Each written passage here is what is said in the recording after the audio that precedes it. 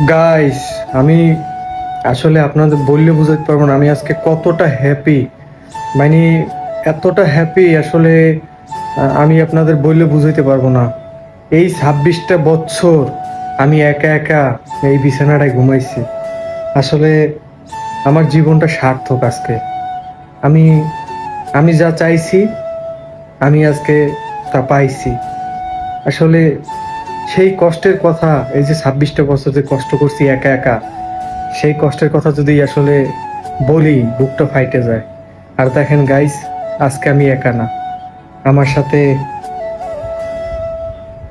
আছে, দেখেন আমার সাথে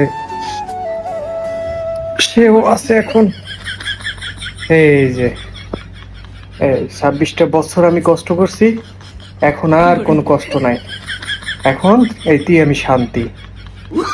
নারী মানুষ কত অভিনয় জানে, তার থেকে আমার এই কোলবালিশই ভালো।